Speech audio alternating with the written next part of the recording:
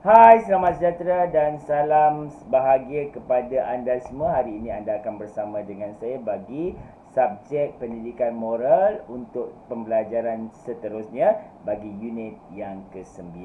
Jom ikut saya apa yang kita akan pelajari pada hari ini. Hari ini kita akan masuk unit yang seterusnya iaitu unit yang ke-9, hargai alam warisan kita. Apa itu alam? Alam ini adalah sekeliling kita. Nanti kita akan tengok apa yang hari ini anda semua akan dapati bagi tajuk ini.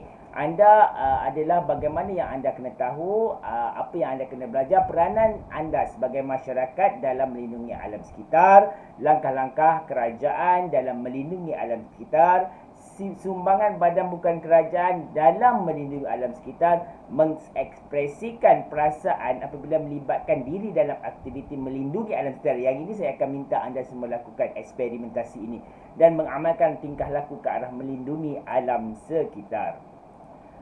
Apa dia alam sebenarnya? Kalau anda tengok kat belakang saya ni, yang inilah dipanggil sebagai alam, yang mana ianya ada tumbuh-tumbuhan, ada pelbagai yang mana menjadi sumber kepada manusia, kepada perkara-perkara lain. Dia dah jadi macam ni balik, kepada perkara-perkara kehidupan sekeliling kita, untuk menjadikan manusia ini sebagai untuk menjadikan kehidupan ini sempurna. Kita memerlukan alam, alam memerlukan kita. Kita part of alam juga sebenarnya. Tetapi alam ini, alam sekitar ni lebih kepada tumbuh-tumbuhan, haiwan dan sebagainya.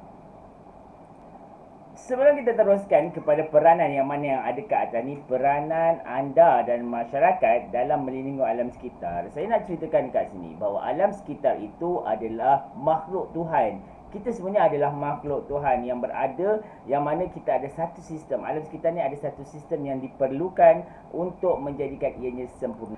Okey, jom kita pelajari apakah dia peranan anda sebagai masyarakat ataupun anda juga dan masyarakat dalam melindungi alam sekitar. Kalau anda nampak muka saya kejap gelap, kejap putih, kejap gelap, kejap putih, itu tak apalah, biarkan. It's okay je lah. Ignore it, sebab saya dah cuba usaha untuk yang terbaik, tapi dia tetap putih hitam. It's okay. Now, kita tengok apa peranan kita. Yang pertama yang ada ke atas ni. Okay, yang pertama, tidak membuang sampah ke dalam sungai atau longkang. Ingat, alam sekitar ini termasuk juga sungai, termasuk juga longkang, termasuk juga apa-apa jua yang ada di sekeliling kita, itu dikategorikan sebagai alam sekitar. Dan kita kena jaga dia, jangan buang sampah merata-rata dalam sungai ke, dalam longkang ke, dalam di mana-mana jua.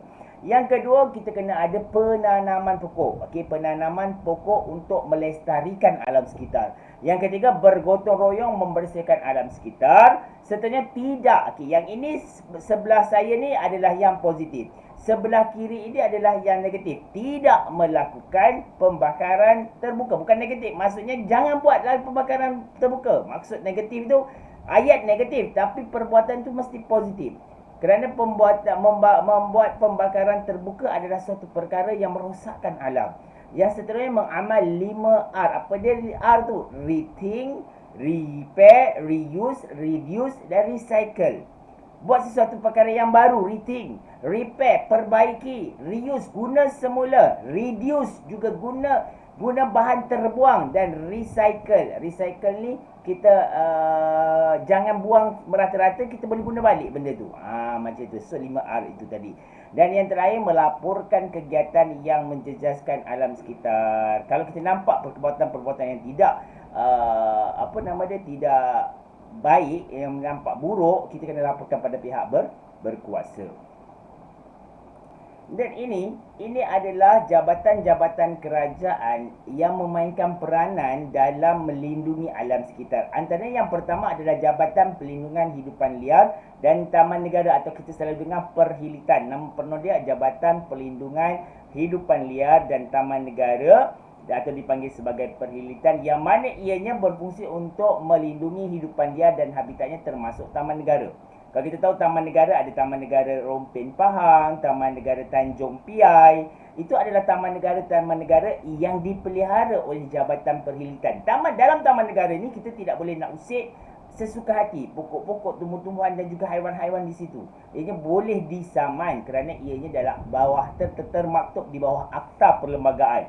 Okey, seterusnya Jabatan Alam Sekitar. Jabatan Alam Sekitar ini adalah mencegah dan mengawal pencemaran alam sekitar. Contohnya yang berlaku sebelum ini di Pasir Gudang, yang mana Jabatan Alam Sekitar datang untuk memantau apa mereka ni yang berperanan penting. Apa yang kena buat? Begini. Kalau berlaku begini, apa yang nak jadi? Mereka ni lah yang pantau dan mereka ada kuasa untuk menyaman orang-orang yang melakukan perbuatan-perbuatan yang tidak sepatutnya.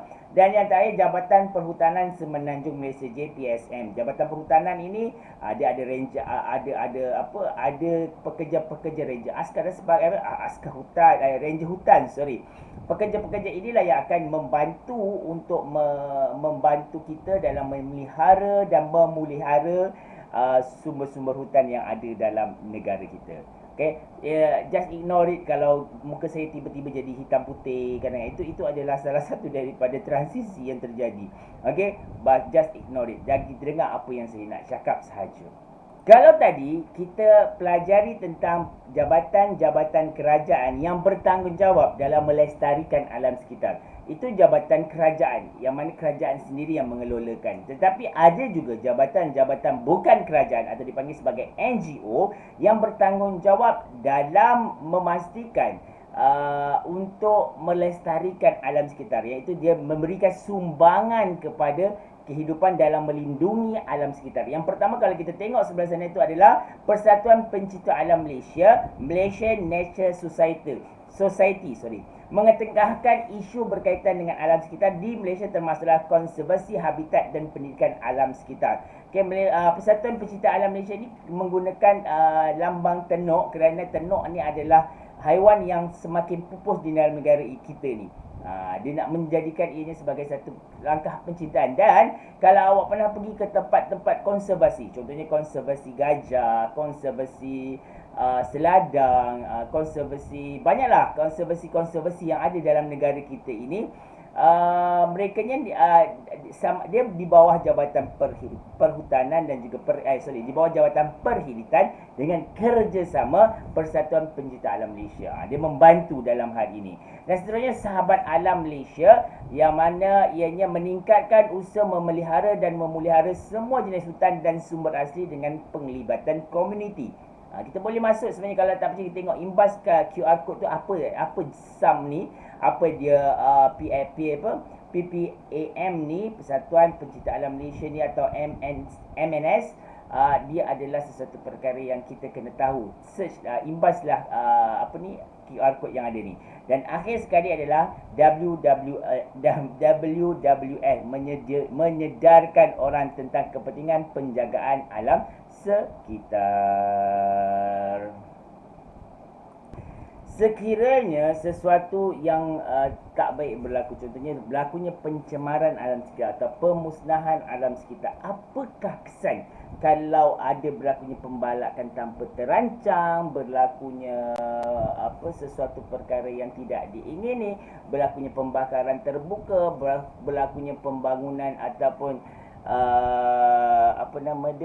pembangunan yang tidak terancang. Ini adalah antara kesan-kesan yang terjadi sekiranya kita tidak menjaga alam sekitar dengan sempurna. Yang pertama, yang kat sebelah ni adalah habitat tumbuhan dan hidupan liar akan semakin pupus. Kalau kita tengok pembangunan yang terjadi di negara kita menyebabkan habitat hidupan liar semakin pupus. Contohnya harimau Melaya, Malayan harimau, Malayan tiger, itu juga antara haiwan yang telah hampir pupus. Tenuk juga antara haiwan yang hampir pupus, orang hutan. Semua ni perkara-perkara yang disebabkan pembangunan yang tidak terancang. Bukan tidak terancang, pembangunan yang berlaku. Tapi itulah hakikatnya. Nak dapatkan sesuatu pastinya akan ada kena korbankan sesuatu. Seterusnya yang ada di sebelah saya ni, ini adalah hakisan tanah. Kalau berlakunya penebangan pokok tanpa terancang, pembangunan yang maksudnya pembangunan yang terus dan pembangunan yang tidak ada kelestarian alam, maka berlakunya hakisan tanah yang sangat-sangat teruk. Sekarang ni banyak dah berlaku kalau kita tengok kat dalam negara kita, tak payah susah jauh, kat tempat kita sendiri pun dah ada. Dan seterusnya spesies tumbuhan dan hidupan liar berkurangan, jumlah oksigen berkurangan. dan akhir sekali jumlah karbon dioksida bertambah. Yang ini menyebabkan banyak penyakit-penyakit yang boleh hadir ke dalam diri kita. Okey, jelas kat situ. Jadi saya harap kat sini anda jelas bahawa kelestarian alam, penjagaan alam adalah sangat-sangat penting. Kalau kita tak jaga alam, macam mana kita nak jadikan kehidupan kita dengan lebih sempurna? Kerana alam dengan manusia ni sangat memerlukan antara satu sama lain. Tumbuh-tumbuhan membekalkan oksigen kepada manusia, manusia membekalkan karbon dioksida yang diperlukan oleh tumbuh-tumbuhan. Manakala matahari pula, tumbuh-tumbuhan juga memerlukan matahari untuk hidup. Antara hal ini, kita sangat penting dan wajib menjaga kelestarian alam sekitar. Jangan buang sampah merata-rata, jangan potong pokok sesuka hati dan sebagainya. Jadi hari ini, saya nak minta anda semua di rumah buatkan satu eksperimentasi berkaitan bagaimana yang dikatakan kita nak wujudkan kelestarian alam dengan cara kita menanam pokok. Okey, apa yang anda perlu ada kat rumah? Tengok, nampak dia hilang. Saya dah kesana ke sini pun dia tak pergi juga. Nak jadi apa? Saya pun tak tahu. Nak jadi apa saya pun tak tahu. Dia jadi hitam macam ni. Jadi putih macam ni. Okey. Harap-harap lepas ni boleh berterusan lah. Kalau hilang lagi. Okey, apa yang anda kena sediakan kat rumah?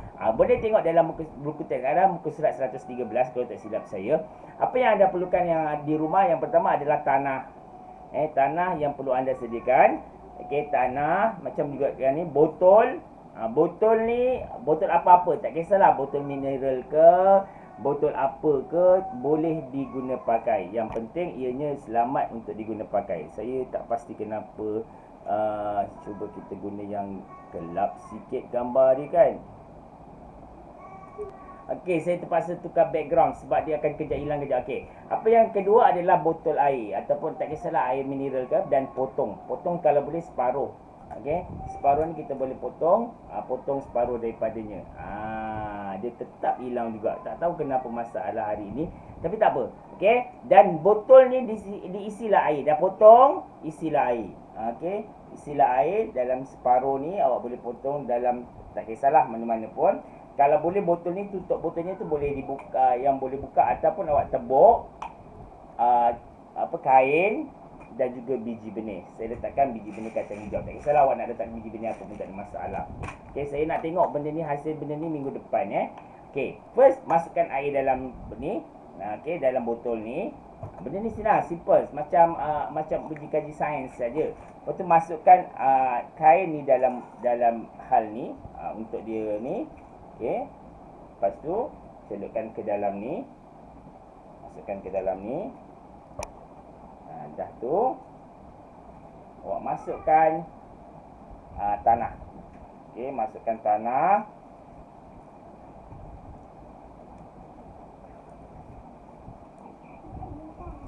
Okey, masukkan tanah dalam botol tu tadi, dalam yang awak dah potong tu. Okey. Agak-agak lah. Macam ni pun boleh. And then bolehlah masukkan biji benih. Saya pakai kacang hijau. Nak pakai benih apa pun tak ada masalah. Okey, masukkanlah 1, 2, 3. Masuk je. And then taruh sikit tanah lagi. Siap. Okey, ini adalah markah PBB yang akan saya ungkilkan kepada anda. Siapa yang buat dan berjaya, InsyaAllah kita akan dapat. Okey, jelas kat situ, dan bolehlah letak di bawah matahari dan tengok macam mana keadaan ni pada minggu depan. Dan siapa yang dah siap boleh ambil gambar dan hantarkan kepada saya untuk saya bagikan markah PBB anda. Sekian, kita jumpa lagi pada kelas-kelas akan datang. Bye bye.